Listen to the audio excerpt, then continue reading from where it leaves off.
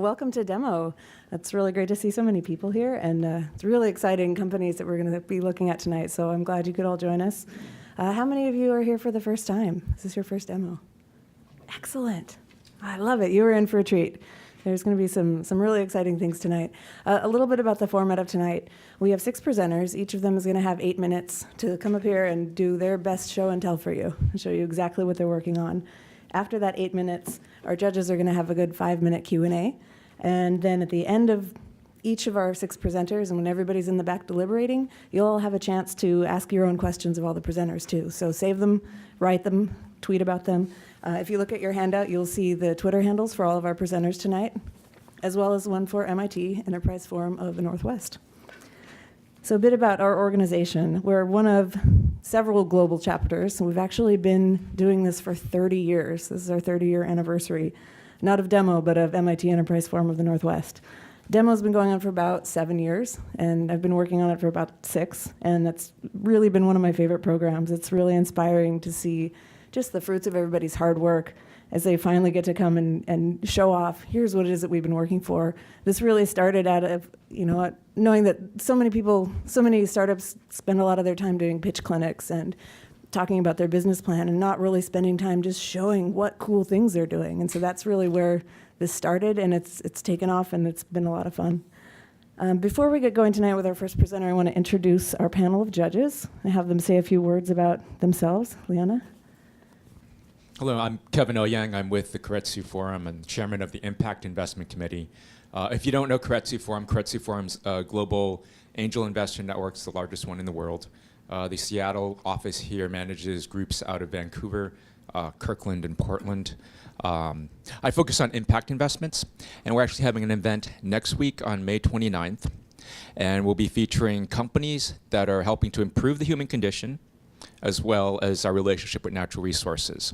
So we'll have 11 speakers, we'll have some great fund managers, and it's come a long way in the past 2 years alone, so that you can have an entire impact investment portfolio, not have to think about sacrificing returns to do that.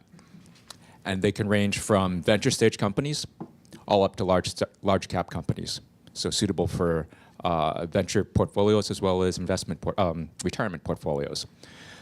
So hopefully you'll come by for that. And I'm really looking forward for this event, and thank Hannah and Liana for putting it on. I'm Gary Rittner. I'm with the Puget Sound Venture Club. We're another angel group. Our website is PugetSoundVC.com. We've been around since 1985. Our procedure is do a phone interview. If we both agree, send around an exec summary. We charge $150 for that. You get one person interested, you go to screening on the first Tuesday. If you pass screening, you present at a luncheon on the second Tuesday, and that's how it works. Hi, thanks for having me. My name is David Pankowski, and this is my first time at Forum, and so thank you very much for having me. I am here, I participate in Seattle Angel Investing through Seattle Angel Conference, who actually has an event tonight that might even be competing a little bit with the turnout. And I know that some of the presenters today are probably presenting there as well. So thanks for being here. My background, I've spent 20 years at Microsoft, background in engineering systems and streaming media delivery. And in the process currently of starting my own small business. So it's very interesting to see the presenters today and the things that are being presented. Thank you. So are we going to see you up here next? I'm Valette Nolan. I'm with the Angel Capital Association. I've been doing some angel investing since the late 90s, and I joined Seraph Capital Forum in 2005, ran it for several years, and at the same time, I've also been involved in the tech community and have been involved in several startup companies, and I've been fortunate enough to be CEO of a couple of them, and there are 3 that I've helped exit or have been in charge of the exit.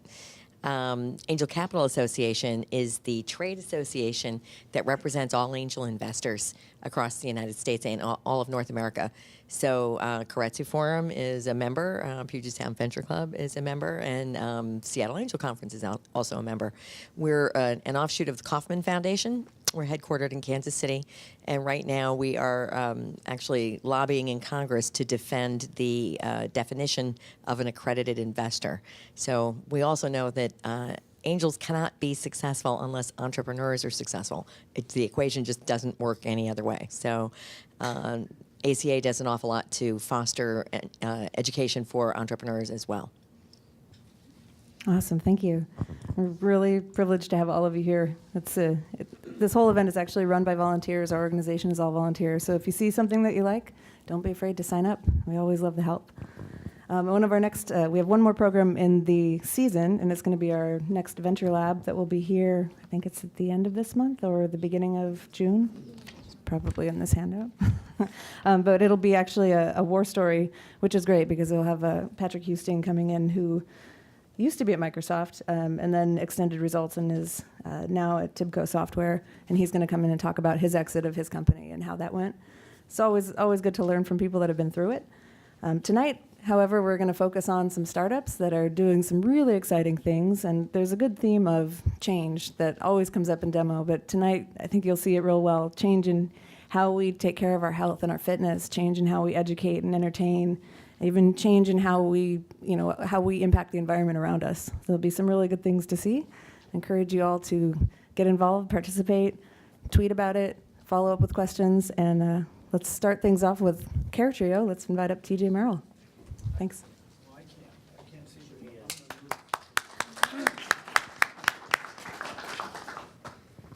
Good evening, my name is TJ Merrill.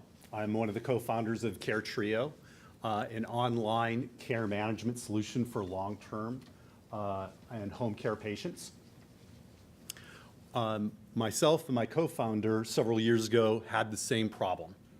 Our parents and grandparents had a lot of health issues, and we needed to help coordinate all the care. It was very frustrating to do. We found it was a very manual process. We're trying to coordinate between doctors, different doctors' offices, neighbors, friends, family. We had a challenge in communication, a challenge in the details. We need a medical history. What we found is there isn't truly a good medical history for anyone, our parents, grandparents. It was spread throughout multiple doctors' offices.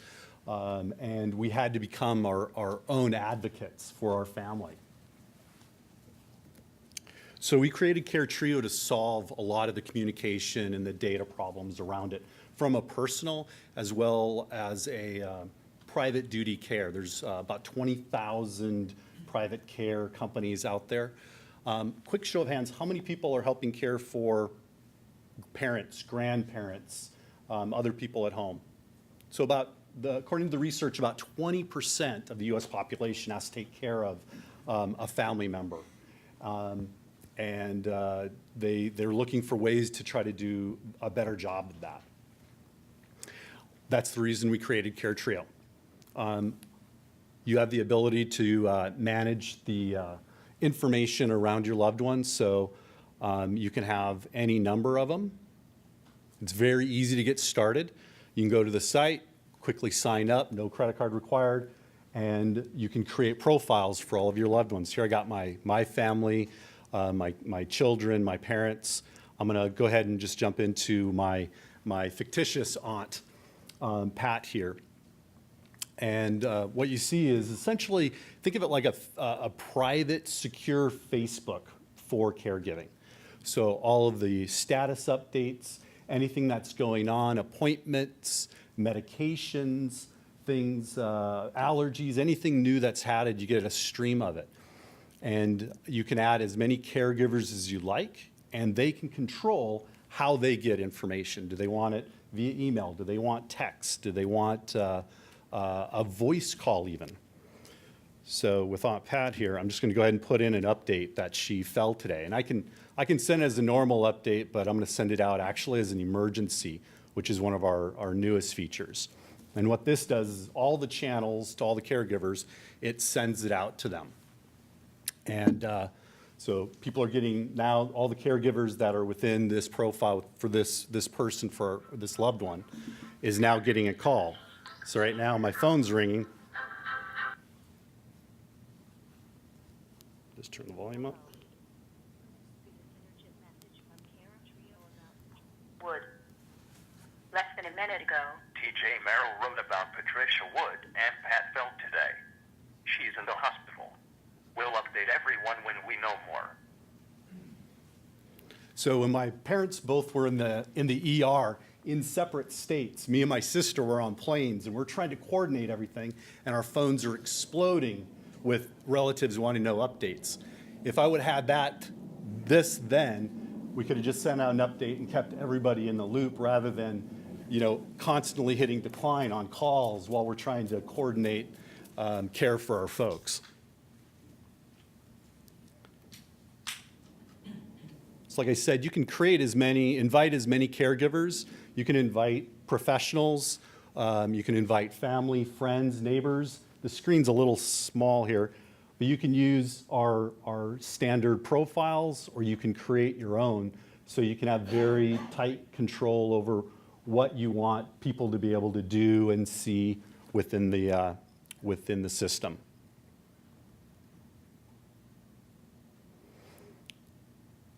In addition to the status updates, we also have care plans, tasks, calendar, and medical history. So the care plan is just that. It's the routines around that person. So things like medic checks. My mom has dementia. We have to make sure she's taking her medicine. We're going to turn that over to a private caregiver that's going to come in to her place. And now I'm doing it. I call her at noon. Did you take your medicine? She has to look. She'll ask me what day it is. So all those routines, you can have one routine, daily routines, weekly routines, monthly routines, and you can coordinate and delegate who's doing what. You can have any number of tasks and task lists to keep on top of things that need to be done. We pre-populate a lot of tasks to make it easier for people. The calendar brings all that together and just into a calendar view so that you can filter and view everything from routines to what medicines have been taken, and you can subscribe to this from virtually any device, so it's on your calendar. You can see it. You update it via CareTrio, but you can see it on any device. And then finally, the personal info is all the background information to manage all of the other details around a patient, a loved one. So this can be everything from basic contact information to names of doctors, insurance companies, conditions, allergies, hospitalizations. Every time I went and took one of my parents to the doctor, I learned something new, and I would update it. This actually saved my dad's life because my sister was with him when he had an allergic reaction to an antibiotic. I printed out this report that between the family, we all kind of brought together all the information that we knew, and I was able to, when he was going through intake for a surgery, I brought this and I listed, gave it to the nurse, and she's like, "This is fabulous." They're going through the medication, and they're seeing, we don't have this medication, and is he allergic to this cefalozolin? I'm like, "No, I don't think so." She goes, "Well, it's right here." I call my sister, and she said, "Oh, I forgot to tell you. Last month when he was back in Montana, he almost died. This is what almost killed him." That's what they were going to give him. So you have to be your own advocate, no matter how good, maybe in 100 years the medical systems will be good enough, but you still need to take responsibility for your own medical information, whether it's your children or your parents. That's it in a nutshell. We're looking for feedback. You can go to the site and sign up for a free trial and give it a try. Thank you, and look forward to hearing from you.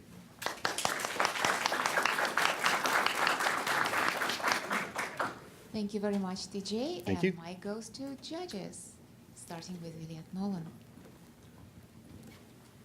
Congratulations, nice demo. Thank you. And the software looks quite nice. And do you imagine that this will be connected with first responders in some way? Actually, that's a very good question. Something new that we just added was the ability, I actually forgot to show you that, is emergency access. So you can actually print out an emergency access card.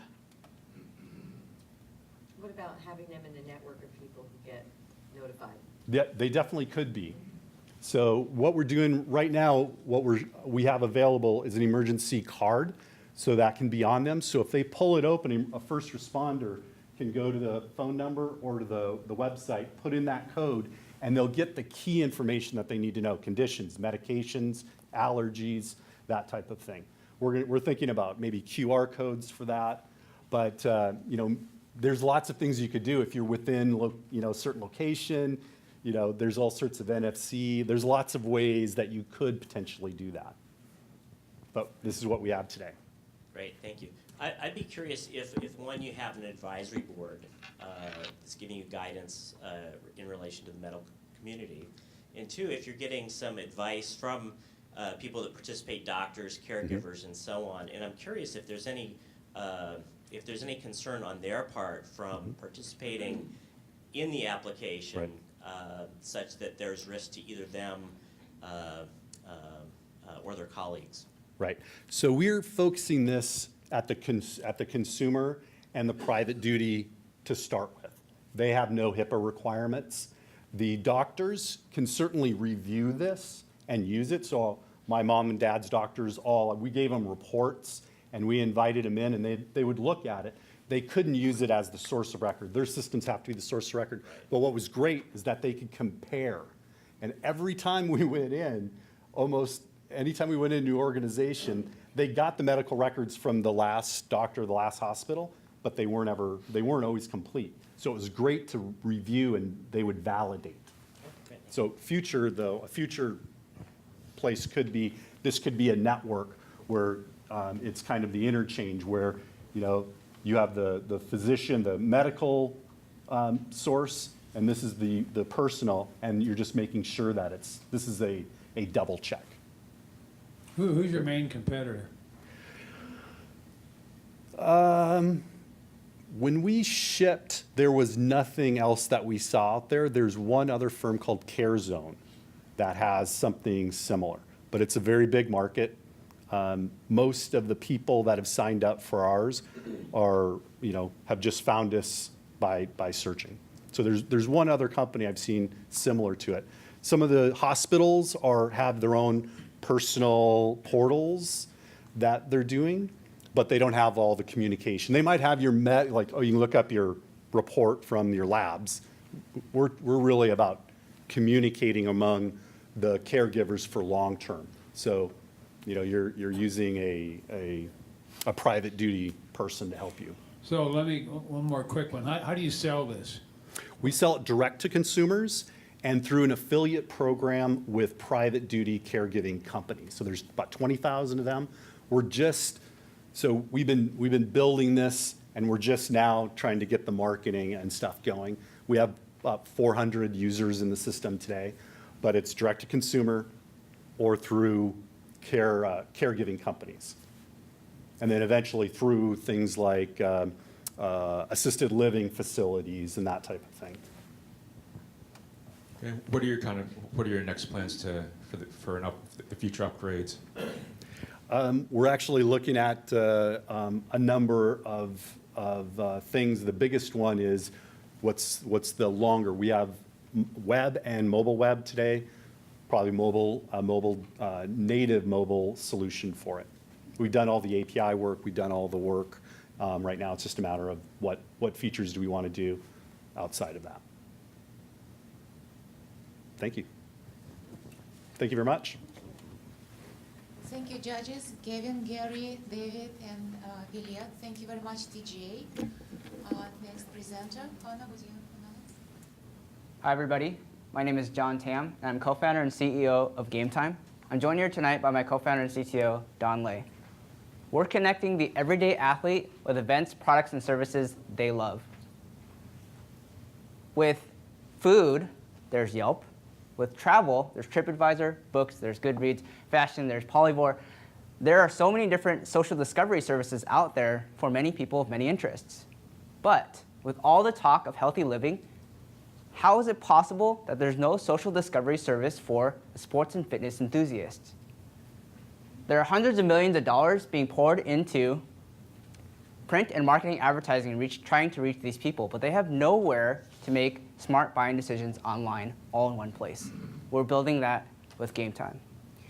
Prior to Game Time, we started out as an event management company. We were profitable. We had a very rewarding experience doing it. But we noticed that there was a huge opportunity to give people a place to make these smart buying decisions and be a distribution channel for these events.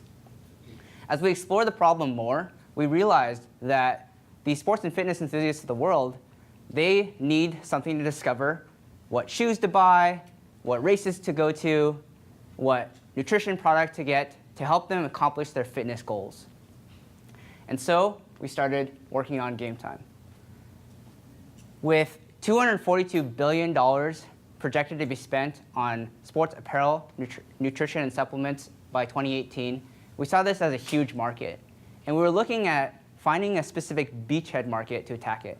And so we looked at the running community. How many people in this room consider themselves runners or know someone who does?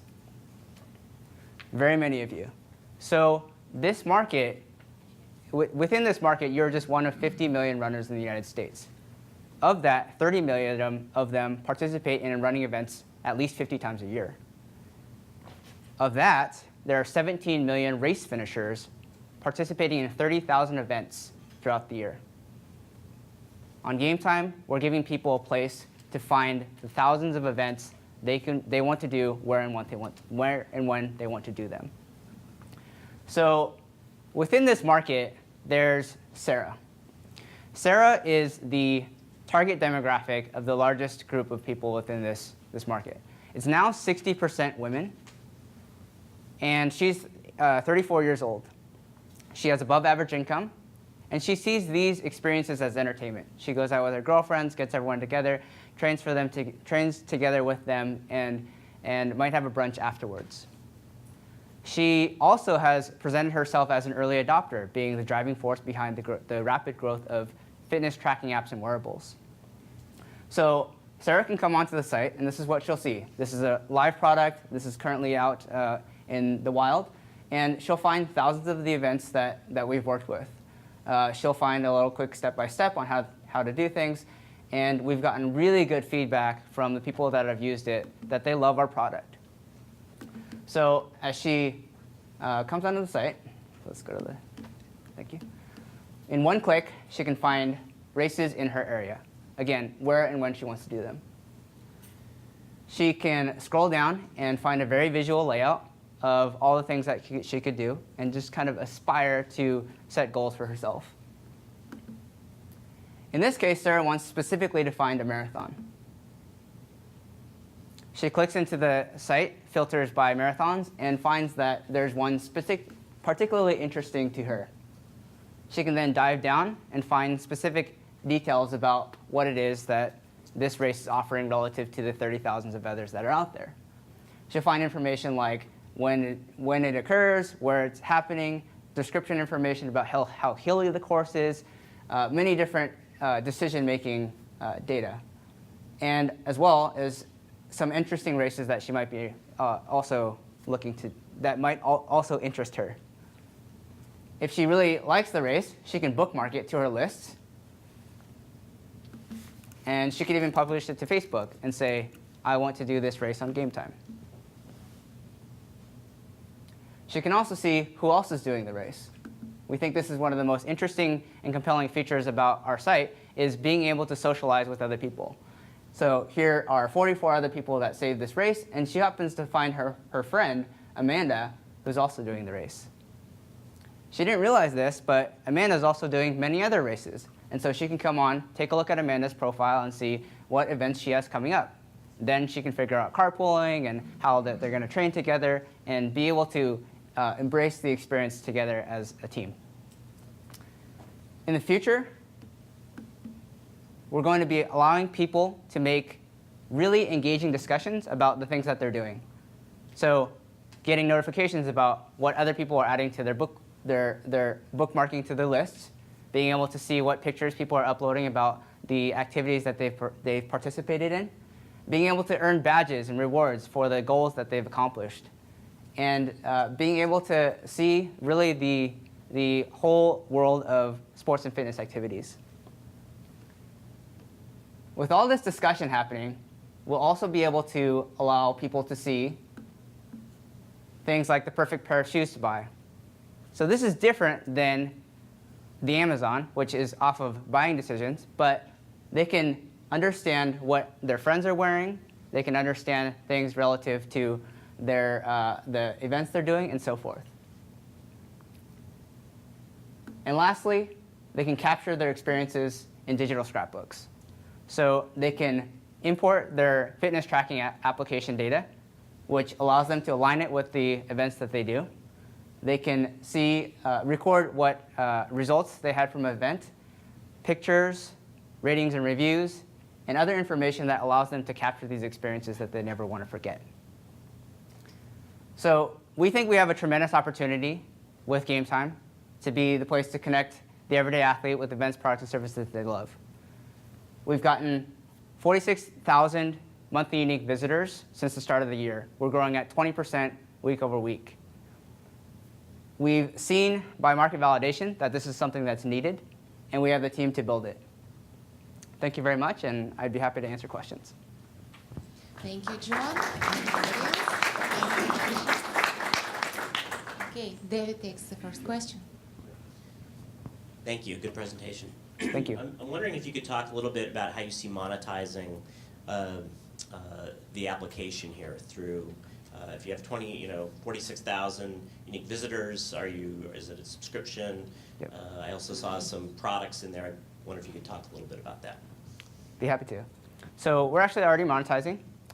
We are making money through digital advertising that we sell to brands that are hungry in this space.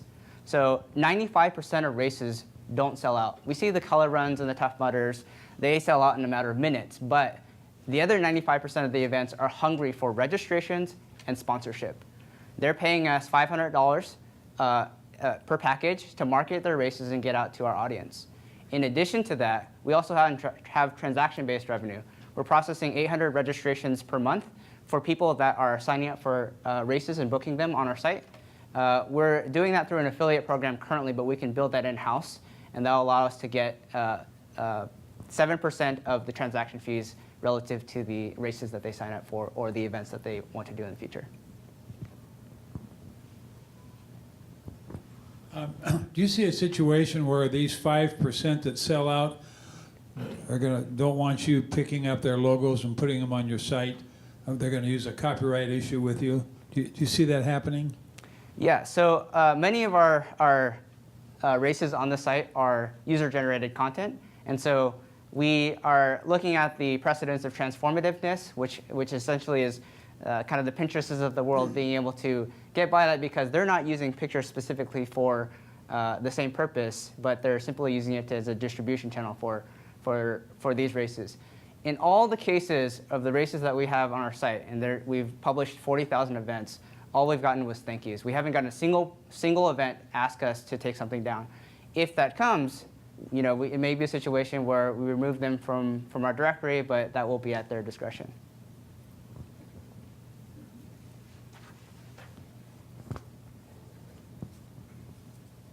Yeah, I think it's a very interesting app you have going on. Nike has a similar app, doesn't actually address races, but does address different race running courses in different cities. Definitely. Tell me about the size of their market and how that's grown and kind of lessons that you take away and what's different about you to speak to customers.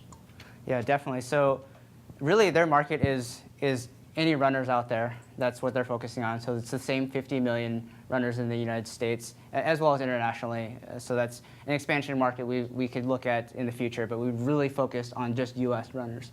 So we call these fitness tracking apps and wearables. These are whether it's a wristband or an app on your phone. And they do a great job with training information about how many miles you run on a continuous basis. But the interesting thing about us is that we think we have decision-making data about what events you can go to, what shoes you can buy, what nutrition products you can do. These are things where you can make a buying decision off of the data that you're sharing. And we know that this audience is really share happy, that they're willing to share this information.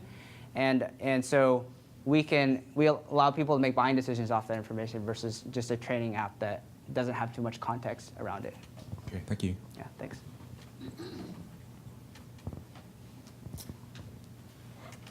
I have a couple of questions. What do you see as the biggest challenge, getting users or getting race data? Not data after they've run it, but finding out about races themselves for people to sign up on. Yeah, that's a very good question. Both difficult challenges, and we're working as hard as we possibly can to solve them. And here's how we're doing it. From the event perspective, from the data perspective, we've been able to diversify our collection processes so that we're getting events, as I mentioned, 40,000 published events on game time, and detailed data, not just kind of the surface level stuff, through a collection of APIs, through user-generated content from super users, as well as people that are willing to share this information and contribute to the community that we've built, as well as scraping other directories that are out there. So we have a lot of redundancy, a lot of different aggregation processes that are in place that allowed us to seed this community.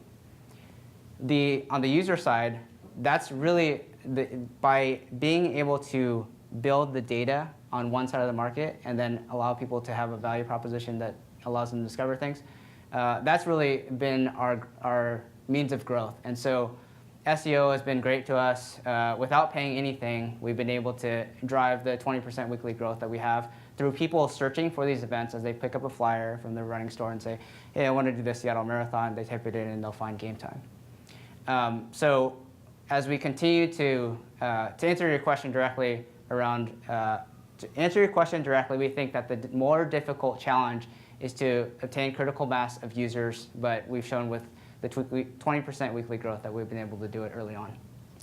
And the second question is this mobile already or It web is only? not, which sucks because we think we have a great opportunity in mobile. Those runners they're carrying their phones. Yeah, right. And so this is just a desktop app, but we've been able to grow as we have been, and we think there's a huge opportunity in mobile, and we're really chomping at the bit to get to it.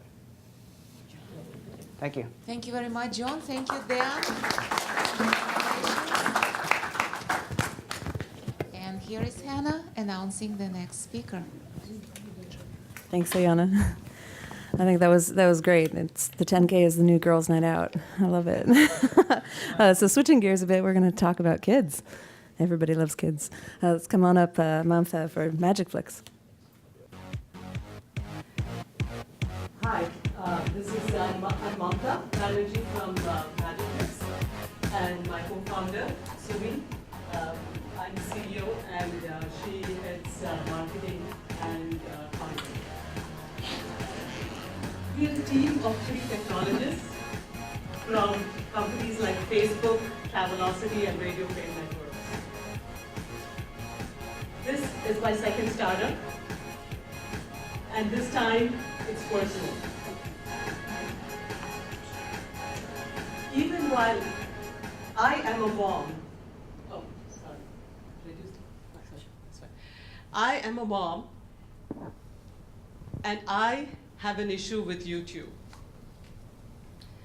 Even while watching videos like Dora and Sesame Street on YouTube, kids are only 3 clicks away from adult content.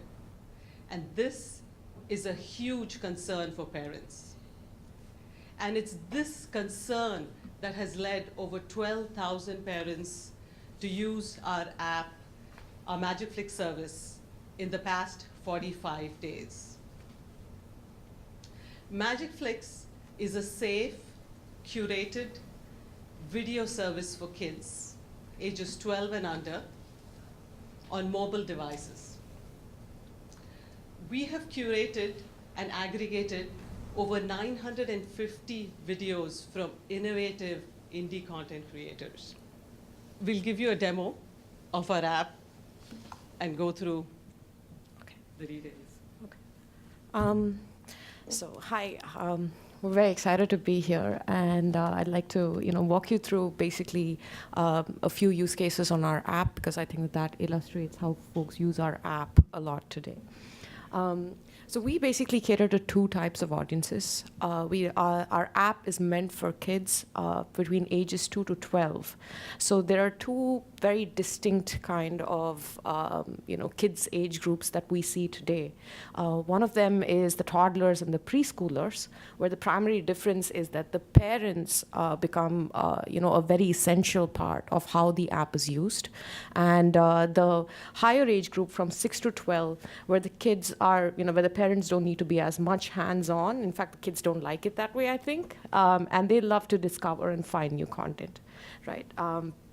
So I'm going to talk about first, what are the features that we've designed for parents. And I think this will make a lot of the parents in the room today very happy. So the first feature that I'm going to talk about is in terms of, being able to set a time limit. So you can very easily say that, this is the kind of time limit that I want today for my child in terms of screen time.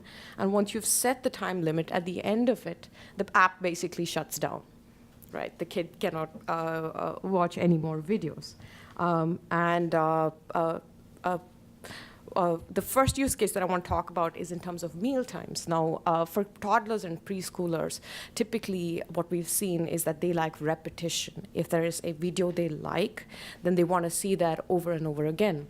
And parents usually do mealtime videos where they have a set playlist and they play the same videos every time, right? So for a feature like that, what we've done is that we allow parents to basically, number one, set the age group, right? All the content that is specific to that age group gets filtered automatically.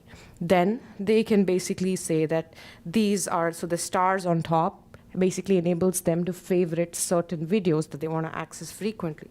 So if I've selected a few videos here, like this one, let me add a few more here. So once it's selected, then the parents can basically go to their favorites, and these videos will turn up automatically. So let me show you, one of the videos that we have.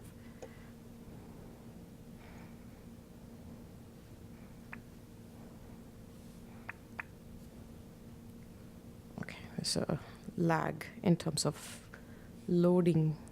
It's already playing on the iPad. But basically the idea is that here there's a lot of music videos for kids below, for toddlers and preschoolers, stuff they can sing along, stuff which teaches them simple basic things like phonics, alphabets, etc., the stuff that you want your kids to learn. So that's, they can create playlists. There's an autoplay. So once you play one video, once you go into the favorites and you play one video, the other video automatically starts. There's no need to constantly, like say in a YouTube, which is a typical product that is used today, you need to go and select all the videos. Here it just plays one after the other. So it's a single click access for a parent to access a favorite set of videos. This is with the younger kids. With the older kids, basically, there's a lot of emphasis on discovery. They think that, for them, it's all about discovering new videos. So over here, when I select the age group, here the home screen and the videos that we show and how often we refresh the videos, how often the experience is different becomes very important. So our home screen basically has infinite scroll. There's a lot of categories that are basically very interesting for kids of that particular age group. For instance, we have like a math rock band. We have NASA videos. We have videos from TED Talks. We have Spanish videos. All of these are extremely interesting for kids. We also have, the minute a video is played right from the home screen, the child is basically taken there's an auto selection of category, and they can immediately see all the videos in that category. So if they like a particular category and they want to discover more of that, it becomes very easy. There's just a bottom scroll that helps them to get there. Apart from that, we're constantly refreshing the home screen to ensure that there is churn, there's new content every day. And in a nutshell, we help kids discover videos and we make it fun for them. Isn't that terrific? We have some more time, right? Okay. So thanks, Sui. Our go-to-market strategy has been through distribution partners, and we have revenue share agreements with a kids app network and with a kids tablet, who have a combined reach of over 8 million parents and households, and we are continuing to go after more distribution channels. And we are a team of moms. We've worked in startup with a lot of startup experience, and we really feel the pain. And our goal is to make this mobile world, this world, a better place for our kids. Thank you. Thank you. Thank you very much, Martha. Thank you. So, judges, who takes the first question? Oh, yeah. So tell me about the competition. Okay. So this particular kids media space on mobile devices you can think of it as along two dimensions, either the content or the aggregation piece. So whether it's branded content or indie content. So we feel that we are uniquely positioned in the space of indie content, where, just to give you an example, in the last 30 days, 4 out of the top 10 YouTube channels for kids had 4.5 billion views. So what at this point, we are going after the indie content space with content that's very popular on YouTube. So YouTube is not meant for kids below 13, but 4 out of the top 10 channels on YouTube are meant, kids channels where the programming is meant for kids below 13. Okay, so tell me a little bit about how you are. So I'm understanding you're not paying for original content. And second question is, how do you curate the content? Okay, so we have license agreements for the content that we have. And it is a revenue share deal with the content creators. And the revenue model is, we have 2 different revenue models because we have 2 different apps available.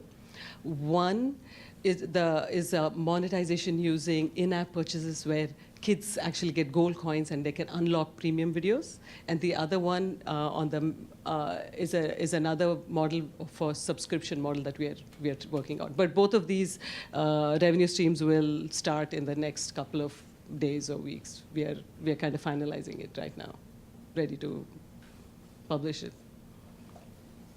The curation. Oh, curation process, sorry. So right now, the curation process is varied. We have 3 or 4 different steps. We identify the content that is suitable for kids. We tag all of the content using our own tools. So it's a combination of having some manual curation and some automation where we are using our own tools to tag the content. Great, thank you. There's a lot of complexity and as well as hidden cost in delivery of streaming media. I'm curious. I'm just curious how this actually works. Are you guys hosting the content? Are you paying for the content? Are you having to re-encode the content? And specifically, all of those things cost money to do if you're serving it up, from your own infrastructure. Do you have to show commercials to help offset the cost of the videos that you're putting up? So right now, I think that's a great question. So we have toyed back and forth. So we've looked at different OVPs. And right now we are using the cheapest option that we have until we figure out the business model, which is Vimeo and YouTube. So these are unlisted, and they are given to us in the format that we ask for from the content creators. But are you storing it? You're storing the content yourselves from your own infrastructure, or is it being viewed directly from YouTube or Vimeo? A combination of them, because we have a Vimeo Pro account, which allows you to do that at a very inexpensive rate, cost. Thank you. Yeah. Also, we're ad-free. So how are kids finding you? Parents. How are parents finding you? I mean, how are they reaching out to us? So Yeah, right how- now through our distribution partners. So that's what through the kids tablet and through the app network that we have. So this app network cross sells our app through the app network. Okay. So that's our current distribution model. And what's the plan for reaching scale?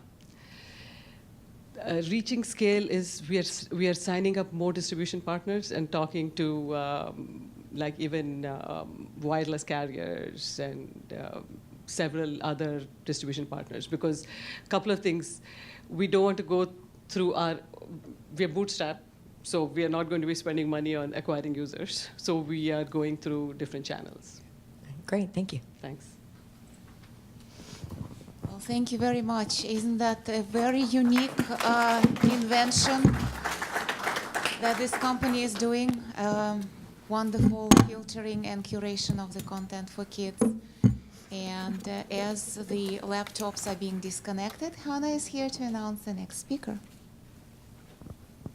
Thanks, Liana. Thanks, you guys. Next up, we have Mike from Grow Plastics, who's going to give us some really interesting bioplastic. Hi, my name is Mike Wagner. I'm the founder of Grow Plastics. And I founded Grow Plastics because I think that technology can solve huge problems. Right now, the huge problem is that plastics are a huge problem. Every pound of plastic that we use generates 2 to 3 pounds of CO2 emissions, and that's shown in this image. Once these plastic products get into your hands, they contain things like phthalates, BPAs, and estrogen-mimicking chemicals. That means that your food has chemicals inside of it. Even if you don't mind that, a lot of customers don't like it. At end of life, we create about 42 billion pounds of plastic trash every year, and only 8% gets recycled. So you have problems throughout the plastic life cycle. From a customer's perspective, Coca-Cola has been able to differentiate some of their brands, primarily Dasani, by using a bio-based bottle. And for both their water and also Odwalla brands, they're showing bio-based as premium. The USDA has a bio-preferred program to give preferred purchasing rights to bio-based products in government contracts. Growers are starting to look for more biodegradable alternatives so that you can just plant plants inside the soil. And then places like Cash and Carry, who sell directly to restaurants, are looking for more bio-based alternatives to sell their customers, as places like Seattle ban non-compostable alternatives. In terms of market trends, along with the USDA bio-preferred program and bans inside Seattle and brands using bio-based as a premium thing, all these things are adding up. So you get hockey stick-like growth in the bio-based goods market. So from 2005 to 2010 to 2015, you've had a 10x or a 5 to 10x growth in each market for bio-based goods. So what we do to capitalize on this is we take bio-based plastics and we expand them. And we have a patent-pending process to expand products, and we actually make products in a pilot line in Kenmore.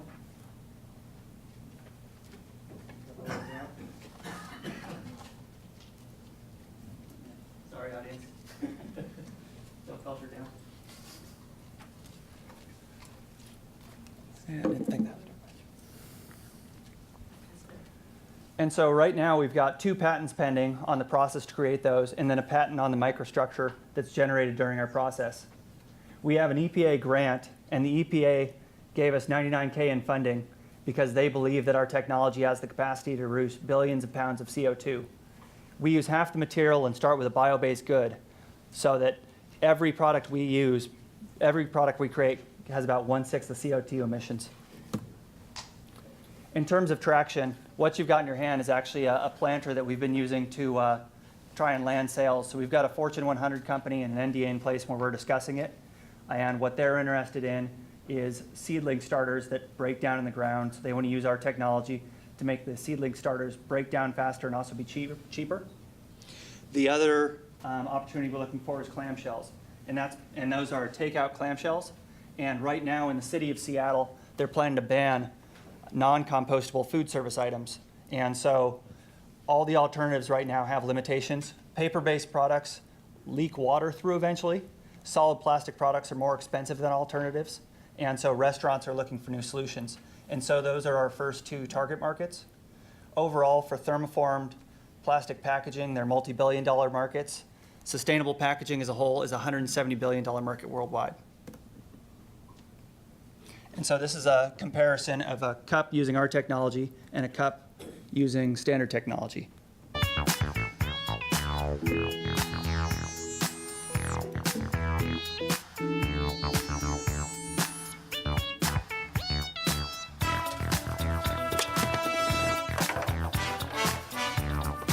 That's a standard cup. There's one of ours. So this is top load strength, which is useful in shipping products.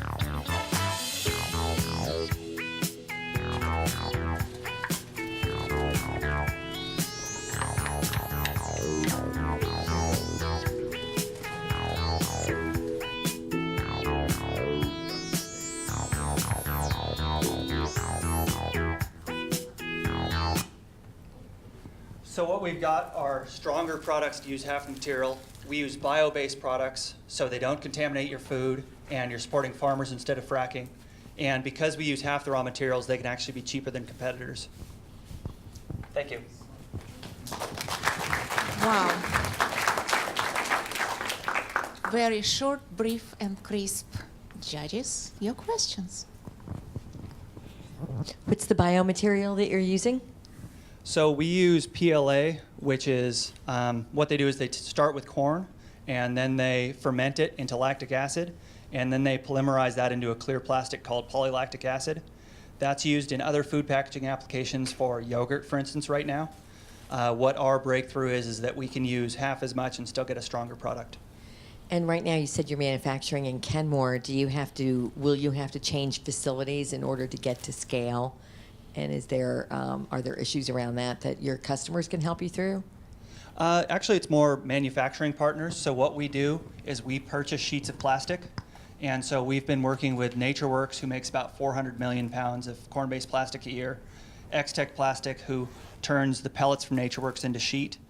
And then we buy the sheet from them. So X-Tech has shown interest in operating our machines for us at their facility. And we also have other partners who make sheet who are interested in operating our machines for us. So if you can buy that sheet from them, can somebody else? Yeah, it's that what we do is we force carbon dioxide into it using our machinery. And so where our IP lies is in a process to force carbon dioxide into sheet efficiently. Great. I love what you're doing. It would seem that the manufacturing side would be a huge amount of money to build a factory to support this on a product that I'm guessing only, they're paying probably cents individually. How many Fortune 100 companies do you need to invest in you to actually, be viable so that you can actually produce something at a reasonable amount of scale to generate, enough growth revenue for you based on your targets? So that's actually one of the advantages of our process is we can actually retrofit existing cup-making machines, and cup-making machines that are a little bit too small to make money using conventional materials they're not valuable to the cup-making industry. So we can buy those for about 30 grand and retrofit them. And so it's a fairly inexpensive process for us to build the next level of scale up. It's probably only about a 400K retrofit for each cup line in a factory. And each cup line will produce about 1.5 million cups per day. So for a relatively small investment, you get a lot of product. And I mean, 1.6 million cups, you're like, oh, but each one's, penny. Well, each one's really about a nickel. So it ends up being, $50, $80, $100,000 a day. So the payback on capital is pretty quick. What's the name of that local competitor? Who am I thinking of? Microgreen. Yeah. So where do you fit with them? So, I actually started out thinking, okay, I'll just be a cup company just like Microgreen. And that market, as you know, is a pretty huge commodity-based market. And so there's not a lot of good fit in there. So what I'm doing is going after niches that they're not. So, for instance, in Seattle, you have to have compostable takeout food containers. due to upcoming legislation. So microgreen can't serve that market. I can. Okay, is there only one supplier of the sheets? First question. And the second question is, are there any other ways to extrude the material using a different process as cost effectively?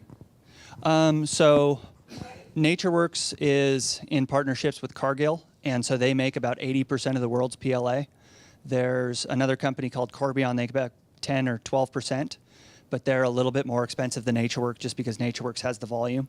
So there is someone to at least keep NatureWorks honest, and then there are a bunch of niche players. In terms of more economic starting paths, extruding sheet is just incredibly cost effective. You can extrude millions of pounds of plastic per day if you want to with an extruder. And so, there's nothing else that can keep up with that sort of volume. Okay, I'm sorry, I was referring to the process. Oh, like what I'm doing? Yeah. Not that I'm aware of. So there are 3 ways to make foam products. One of them is bead foaming, where you create little foam pellets and then kind of stick them together. And that's how styrofoam cups are. That's a low quality product. And McDonald's just ditched styrofoam partly because of the perception of it. And people have not had good success doing that with bio-based plastics. You can also extrude sheet and then foam it kind of in line. That's been used to make compostable meat trays, but people have not been able to draw that into deep form shapes such as planters and cups. And then there's solid state foaming, which is forcing CO2 into sheets. And what my innovation is that everything is automated. So it's a very cost-effective process. So, it's a little bit more money to move sheets through, but beyond that, you're not paying for extra labor.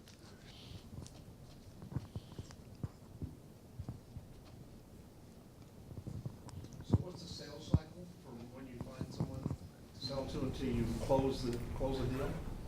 It depends a little bit on the market approach. Right now, I'm talking to both licensees and then also talking to people about just directly buying product. Restaurants buy products on a weekly basis. So once we're at scale, it's a very rapid sales cycle.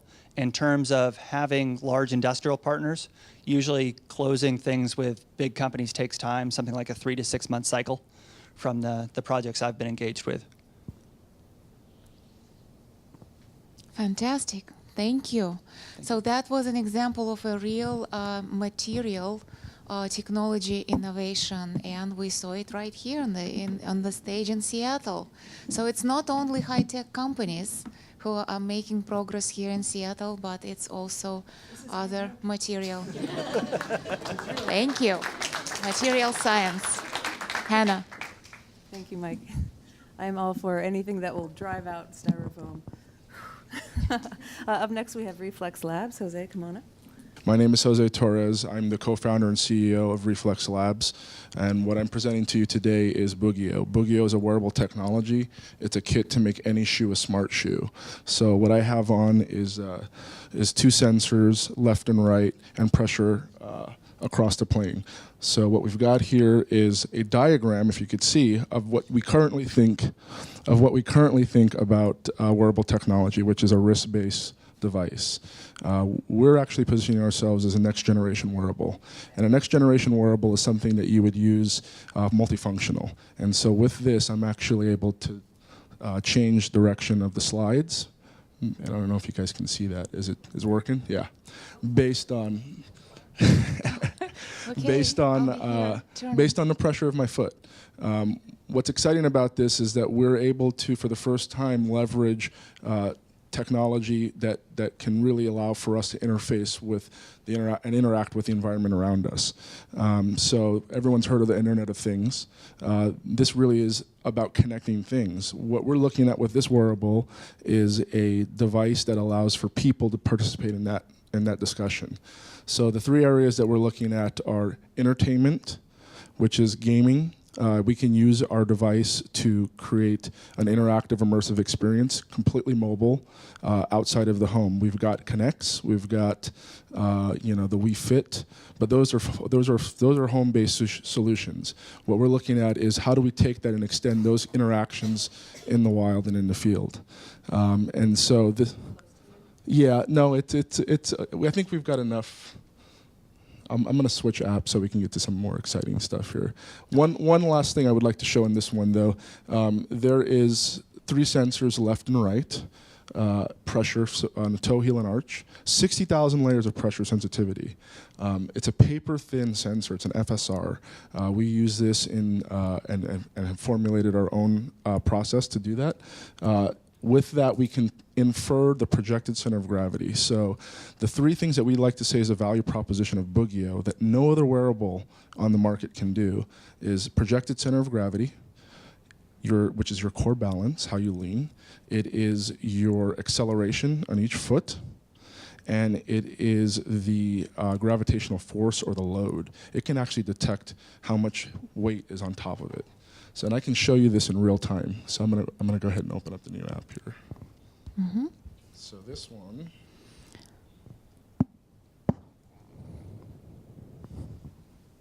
Mm-hmm. Okay. So actually you can see in real time my stance here. We've got left and right pressure. Those bars represent exactly how I'm moving across. And you can actually see the spring moving with how I walk. So 60,000 layers of pressure sensitivity, toe, heel, and arch. This is really important because this is not just about counting steps. This is about how you and I walk differently. And that's really the promise of a next generation wearable. It needs to be something that is customizable, it's multifunctional, and really is personal for each one of us. I will switch views and actually show a little bit more in detail just how sensitive this guy is. We can even see things like posture. So if I stand idle, you'll see it settle in. As I lean forward and as I lean back, you'll see that spring moving. So it's actually detecting what's going on right in my core. That's really important. That will allow us to do gait analysis like no other technology. But again, it's not just about gait analysis, and it's not just about a medical device. It's really about a multifunctional tool. So I'm going to go into the fun part of Boogio. Will there be some music? Yeah, we'll see. We can see what we can do here. Yes, in this device. Make sure our volume is up. Okay, so this is sound effects. I'm actually going to be walking. So these are not his bones, it's the sound. I'm going to use this. So if you can imagine, the gamification of activity is really important because we want to get kids outside of the home and into real life, playing with people, playing with the environment. And we can use this tool to really give people the tools to use their imagination. It's also intelligent. So Mario is, we ripped the sound effect from Nintendo, so disclaimer here, it's just for demonstration purposes. But it doesn't make any sound until I actually jump. Well, let's try that again. There we go.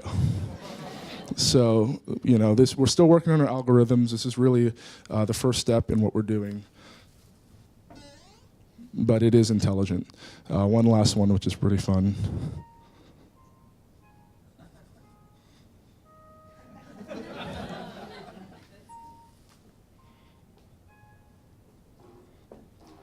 Oh, please. So we've actually been approached by several rehab groups that are looking at these kind of tools to help with all sorts of applications. And the main challenge that we've had with this is essentially there's too many possibilities. So because of that, we're positioning this as a developer kit. We've worked on the IP. We're working with channel partners, and we're actually going to move this out in a way in which people can build for it. So what's really popular these days is the developer kits. You see those in the Oculus Rift. You see that, I don't know if you're familiar with Oculus Rift, that's the virtual reality that just got bought by Facebook for $2 billion. You've got the Mayo, which is actually wrist wear that you can use muscle gestures. So there's this whole internet of things and this connected ecosystem on the body that's actively moving right now. And most of these are sold as development kits. These are a way for early adopters to get in there and start building for a next generation of applications and use cases for the technology. We've identified that there was 100,000 of the Oculus Rifts that moved, both in the Kickstarter campaign that they launched and also in the year following that. The Mayo has moved over 70,000 units. And if you look at Google Glass, that was one of those first developer kits. It's a very expensive, high-dollar item, but even they have moved over 10,000 units. So these are all to very specific early adopters looking to build a technology, and once they get into a consumer version, the sky's the limits. Again, this is really the first time we've put it out here in a public forum for the demo. We've been going through various applications and looking for people to essentially get excited about this and work with our channel partners. So we're really excited to present it to you guys. Thank you. Thank you very much, Jose. And whew, I smell disruptive technology here. Judges? Oh, Juliet, thank you very much. How long did the technology take to develop, and which which vertical market do you think is going to adopt this first? We've been working on this technology for a little under 2 years. We actually were incubated at QI2, which is an R&D facility down in Kent, Washington. The first market we really feel has a lot of potential is within entertainment, and that's just simply because there is a low barrier to entry. It really focuses on creativity, and it's a great way for us to test concepts and ideas and really get a lot of people moving quickly. Yeah. Okay. By you guys providing a developer kit to others to go develop that really cool app, I mean, are you looking to license the technology then back to them so that they're sharing in their revenue with you? Is that yeah, the model is a rev share model. We actually would like to. We're working on securing actively. We're securing channel partners in certain verticals, but we're still going to leverage the developer community, because one of the things that's really exciting is the crowd, the mind share, and so a lot of these channel partners we're dealing with don't have developers by the thousands. You know, they're not a technology-based company. Shoe manufacturers, all these things, they're not really into this. So we want to be a hub for that. We'll do a rev share with developers, and we'll get channel partners an integrated solution. Yeah, and then just a different question is, I'm just curious about the performance on like carpet versus hard floors. Versus yeah. It seems like I saw you present before, and I think the floors were harder. Mm-hmm. And I'm wondering if it just responds better with a different surface. You know, we can do calibration, so really surface is not an issue. We're right now there's the raw data that we're collecting is really too much data. I mean, 60,000 layers is a lot. So you know, we can tune based on surfaces, but we've had discussions about, you know, what the impact is on walking on carpet versus concrete versus grass, and those are all things that we're interested in seeing. And you know, our advisory panel is actually looking at gait and how this thing affects the body. What's proprietary? The proprietary part is in the formulation of the sensors, how they're durable, how they're encapsulated. We also have moved into the next phase of gestures, algorithms, and really building out the software that's going to be kind of leveraged on this platform. So how many verticals have you identified so far? You know, it's a lot. We've looked at it more in categories. The categories are in entertainment, and that's really in mobile. There's a lot of work within the virtual reality space, and that's kind of not necessarily a mobile space, but it's a home-based PC market. In diagnostics, it could be athletics, rehabilitation, medical. Gait analysis is a very unique opportunity to look at neurological function of the brain, because when you walk, you actually don't think about how you walk. You're just doing that. And so for seeing, with the level of detail that we can see, we can basically look through and go back in time and see if there's any deviation from that. If there's deviation, it could be an indicator of something going on neurologically. So that's a really big market. We don't want to touch it just yet, because there's a lot of stuff that's got to happen in there. And if we go over to the other side, the Internet of Things is really the next coming wave, which using your body to connect with, you know, turning the lights on or opening up the door, or, you know, using those gestures. So there's a lot of, too many. Yeah, it's a very cool device. Is there any specific limitation to the membrane such that it's only suited for a person's kind of weight and gait analysis type things, or are there other applications, and why did you choose this route? So I actually forgot to pass these over to you guys. You can see this is our proprietary sensors that we've built. And then, of course, the electronics package that's on board has Bluetooth and some of the more commodity type technology. But those sensors, in its current format, are really specific for the foot. However, there's a lot of applications within pressure sensitivity, and we've really tried to identify the first move with our product and being something on the foot, because just the level of data, we sort of, the assumption is that you can add this with other technologies and really get a complete view. I mean, we can see the core balance, but if you want to add some other peripherals, we're working to make sure that our Bluetooth is an open protocol that other people can connect with, right? So we'll start with the feet, and we'll kind of move up through things as we get a sense of, where other people would like some peripherals to attach with it. Beautiful. Thank you, Jose. He has not only very good green sensors, but matching green running shoes. Question? Yes, please. Are you vertically integrated in terms of producing both the hardware and the software? Yeah. Yes.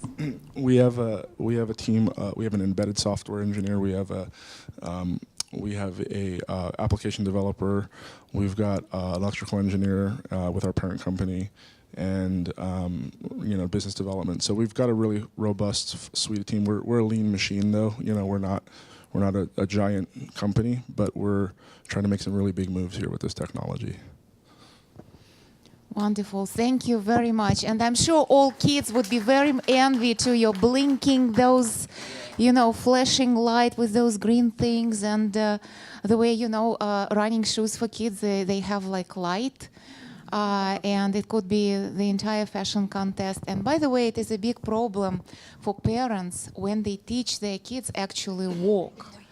Many are not aware of it, but kids, when they grow from their age, when they start walking to about 5-6 years old, it's actually a lot of therapy and correction happening, because some of them are hitting their heels hard and they start ruining their heel bone. Some of them are walking too hard on their toes. There is a lot of mechanics going on. So hopefully this technology will be soon in application. And Hannah announces our next speaker. I was just imagining that in use on a catwalk and just seeing what kinds of damage is being done. Well, last but not least, we have Anna here from Infinite. Hi, everyone. My name is Anna Redmond. I'm here to talk about Infinite. We build education labs for kids. So far, we have 9 education labs for kindergarten to second grade age kids. In math, science, and reading. So you're all thinking there's lots and lots of education apps on the market. But most of those apps are either information apps or testing apps, not learning apps. So let me show some examples or counter examples. So this is an information app. It's good for rote memorization, but it's not going to explain anything. This is a testing app. It'll test the kids on what they already know, but it's not going to teach them anything new. This is a term teachers use often, but this is also a testing app in which the kids have to pass a test so that they can play a game. And not only does this not teach anything, it actually makes learning seem even less appealing in contrast to the game. So we don't build this type of apps. We're building apps that go back to the basics for learning. This was the inspiration for my first app that I built, Cheerios and a bowl. So when I was trying to explain to my kids how to add 2 + 2, I would ask them to put 2 Cheerios into the bowl, then add 2 more Cheerios, and then count the Cheerios in the bowl to figure out what 2 + 2 is. So I wasn't just teaching them the answer of 2 + 2, I was teaching them the concept of addition. And that's what transformed into one of the games in kindergarten math. Let me show that. Put 5 apples in the box. Add 3 more apples. Count the apples in the box. This is 5 plus 3. Press the answer. Awesome. So as they Put 3 balls. As the kids do these exercises, they learn the concept. As my kids grew, the concepts I taught them changed, but this very visual, interactive kind of learning style stayed the same. So for fractions, we used pieces of a Feed the monkey 1/3 of the pie. That's 1 out of every 3 equal pieces. So that's 1 out of the first 3, 1 out of the other 3, so that's 2 pieces. Awesome. For learning to add and subtract large numbers, we used place value grids. Move 1s and 10s to show the difference of 87 minus 15. Subtract the 1s. 7 minus 5. Subtract the 10s. 80 minus 10. Read the place value grids to find the answer. Good job. I was nervous I wasn't going to get that. 45. But in these exercises, the kids don't just have to know the answer, they have to show the answer, and that's where learning is happening. So in second grade math, we teach them more concepts: equations, multiply, divide, carry over, borrow. Let me show division. Shared 6 jelly beans among 3 monkeys equally. How many jelly beans did each monkey get? This is 6 divided by 3. Press the answer. Not fair. I don't know a kid who doesn't know the meaning of fair share, but there's so many who get confused about division. Awesome. Shared. In science, we teach them measurements.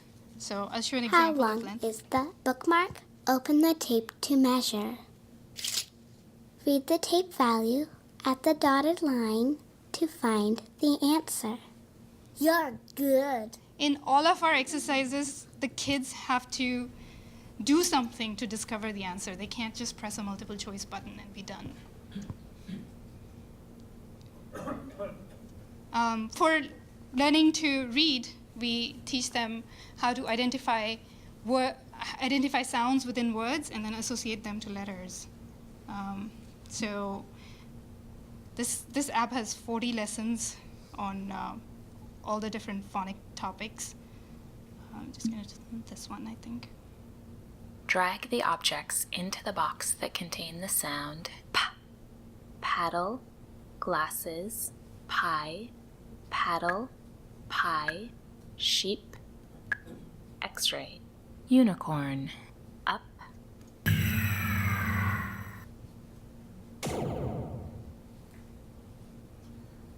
Select the box that shows whether you hear the sound p at the beginning, middle, or end of the word. Sheep,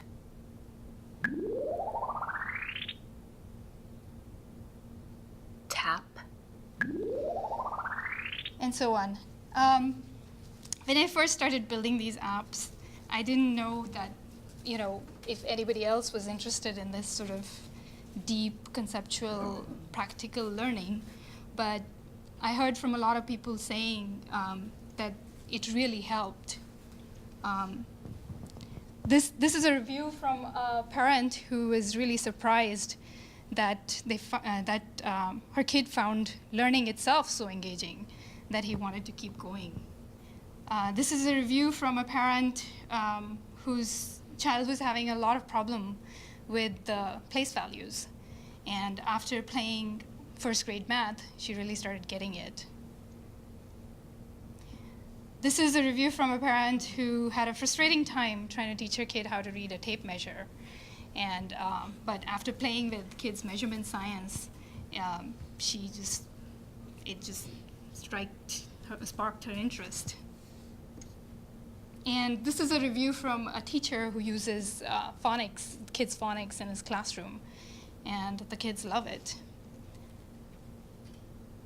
So to sum it up, we have 9 apps published in Android markets, Google Play, Amazon, and Nook markets.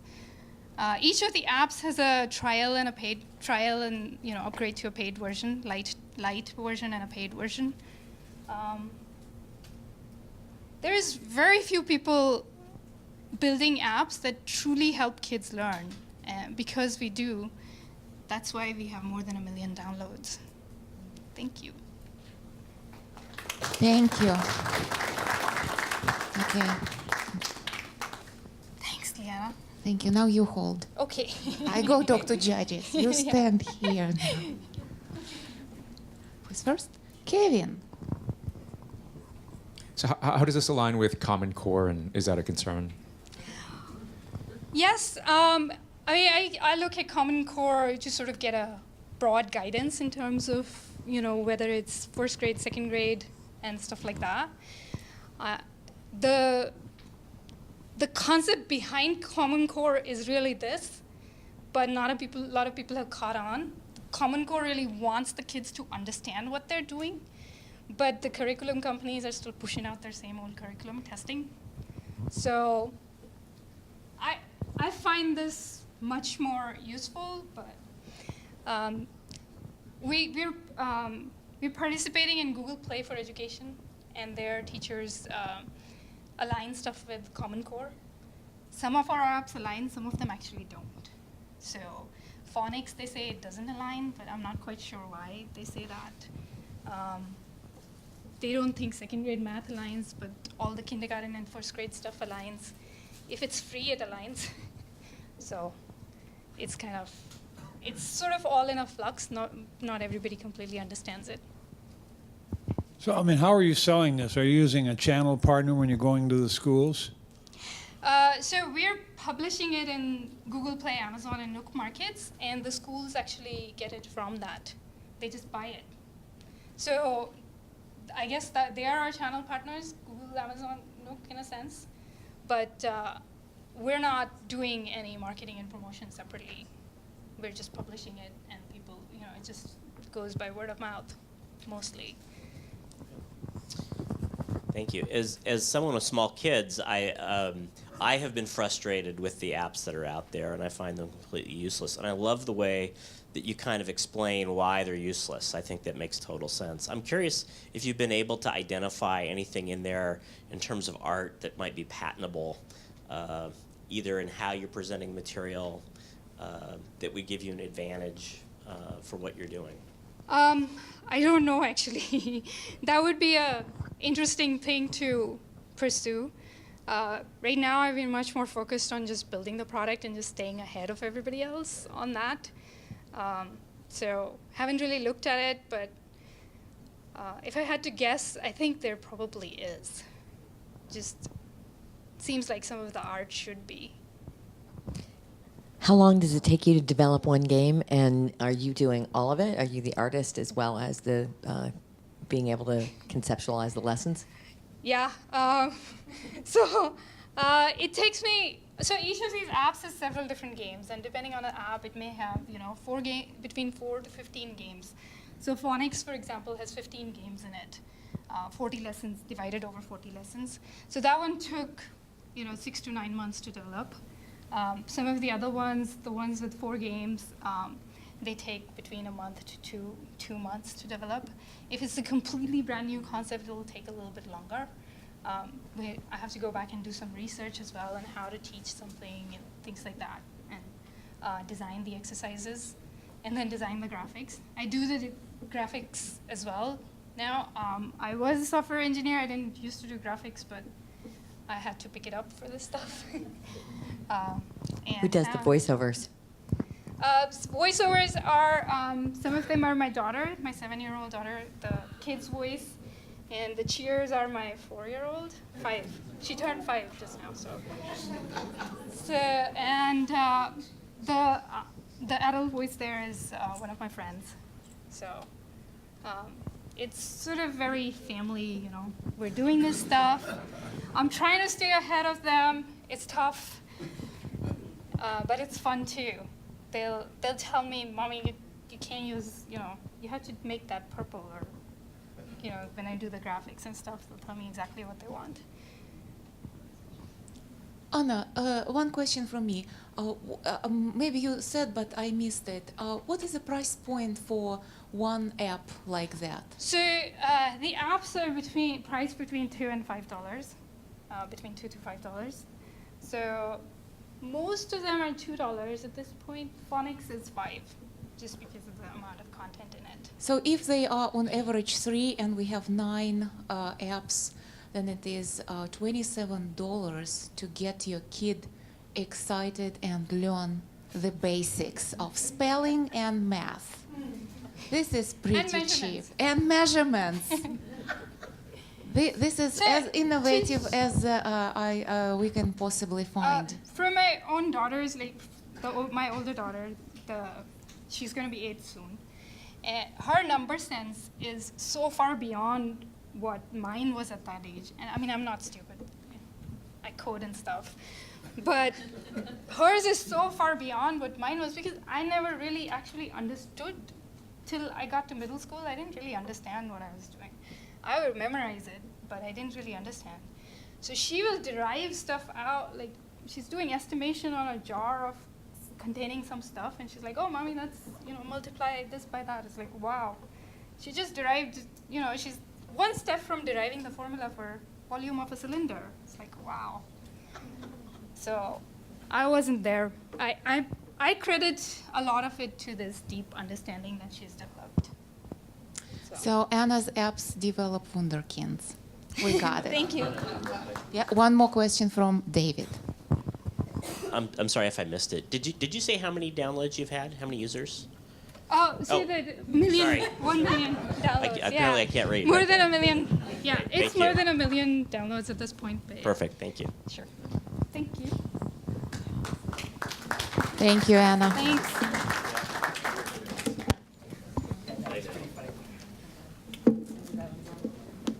There you go. So we're going to go and deliberate on the winner, but if we could have all of the presenters come up to the front, then we'll do a Q&A with the audience. I have one for Grow Plastics. One of your typical cups, how long does it take, you know, if it's in the ground to biodegrade? So at an industrial composting facility, it'll take about 20 or 30 days, and that's because they have moisture, they have heat, and they have microbes. Outside of that sort of environment, it's really quite durable. Like you could use it for yogurt packaging in a store, and it would serve for that application indefinitely. I'll just shout. In terms of getting different properties, say for roadside degradation, that tends to lead to lower product performance. And so right now, we're getting good feedback from people in terms of, you know, saying if it's industrial compostable, they like that. But we're actually partnering with Western Washington University on a grant application for marine degradable and just random soil degradable things.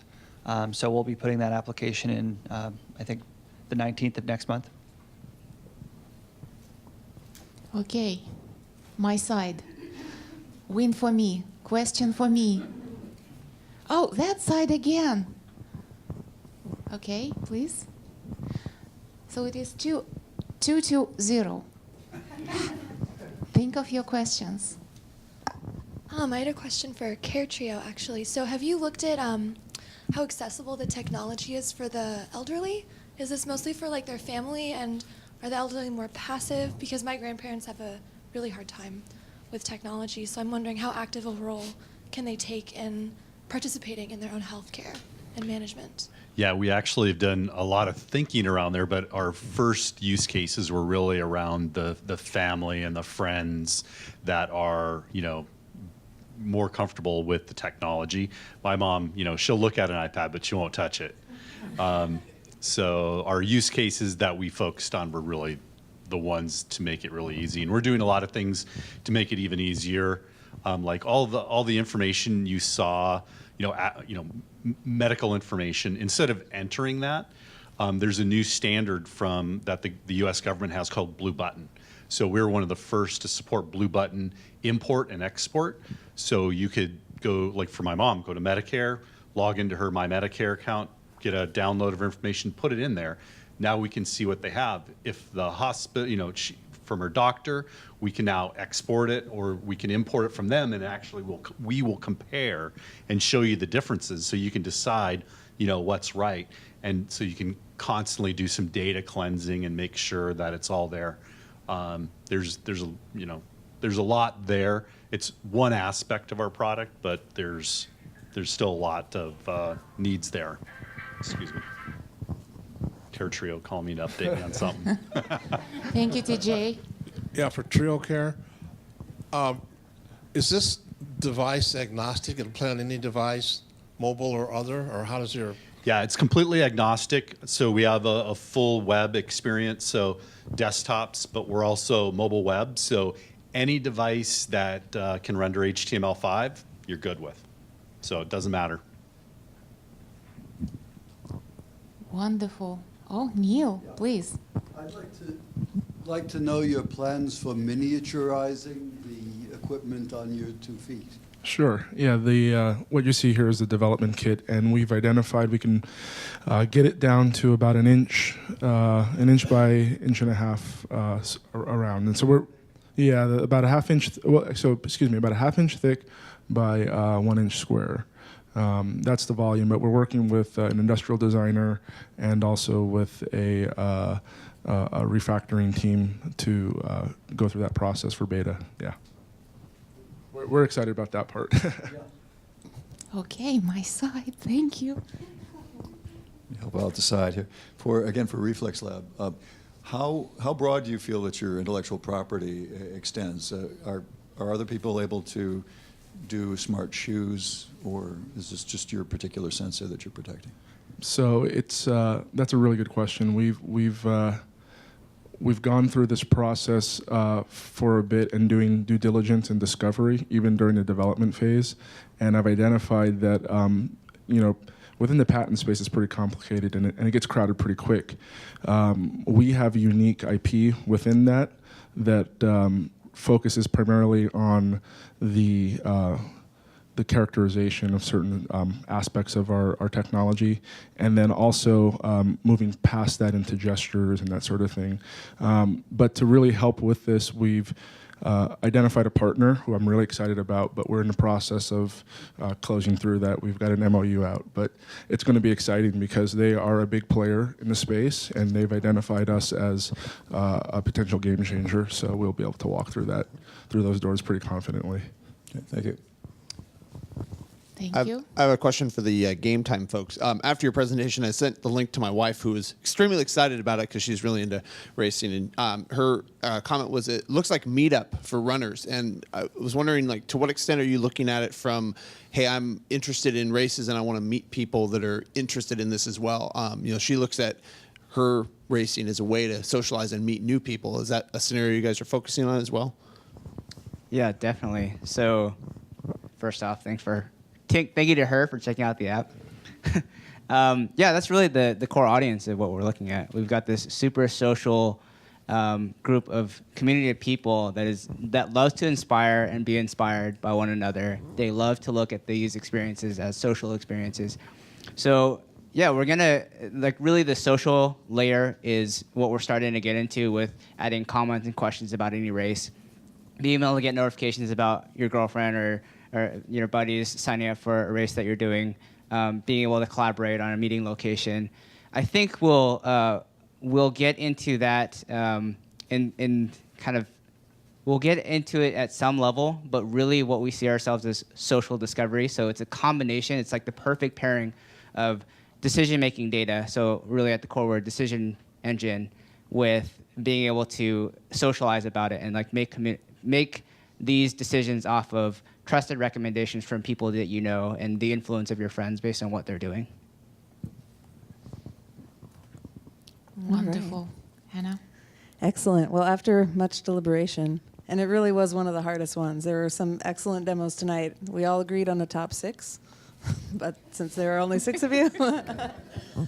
So after much deliberation, we are awarding the winner's trophy and a subscription to Technology Review to Infinite. Congratulations, Anna. Woo! So thank you all for coming out. There were really amazing demos, and look forward to seeing those on video soon. We'll have those posted up, and you can all come back and relive it. Please stick around and ask as many questions as you like. We're going to close it up, but we've still got some food. And thank you all for being here. It was a great, great time. I'm glad you were all Okay, here. Thank you so much. Hannah, the truth is that judges simply liked the drawings that Anna did. It was the voiceovers. Yeah, oh, the voiceover. Okay. Thank you very much, everybody, for coming and asking your questions and for your attention. We hope to see you soon at the next MIT demo.